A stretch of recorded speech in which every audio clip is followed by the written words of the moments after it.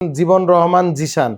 আচ্ছা, নাম জিশান, বয়স 21 বছর, পেশা খামার, কাজ করি প্রবাসী। প্রবাসীদের চিকিৎসার কেন্দ্র হচ্ছে ডিপিআরসি, একমাত্র আদর্শ কেন্দ্র আলহামদুলিল্লাহ।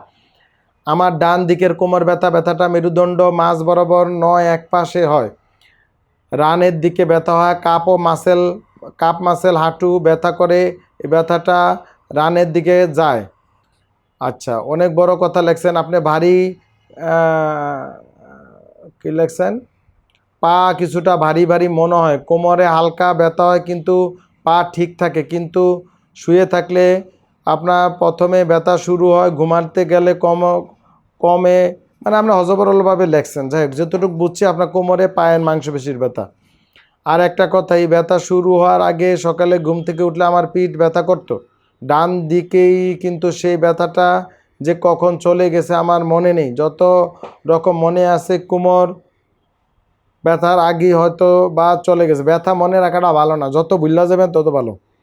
ব্যথার কথা মনে, খারাপ কথা, খারাপ চিন্তা, দুশ্চিন্তা মনে আনলেই রোগ হয়, দূরে থাকবেন। ব্যথার কথা ভুলা যান, যে ভুলা গেছেন এটা বার মনে করার দরকার কোনো কিছু নাই। ব্যথা প্রায় 4 মাসে বেশি হবে, প্রথম 2-1 মাস ব্যথা অনেক তীব্র থাকলেও পরে এখন আস্তে আস্তে ব্যথাটা কমেছে, এখনও পুরাপুরি যায় না। যেহেতু আপনি প্রবাসে কোন দেশে আছেন সেটা লেখেন নেই, আপনি দেশে আত্মীয় স্বজন বন্ধুবান্ধব কাউকে আমার কাছে পাঠাবেন ফোন দিয়ে, যেদিন আসবে আপনার সাথে যোগাযোগ করে আমি ভিডিও কল আপনাকে দেখব, সকল ব্যবস্থা করে দেব ইনশাআল্লাহ। ডিপিআরস লিমিটেড, আস্থা, বিশ্বাস ও নির্ভরতায় অবিচল।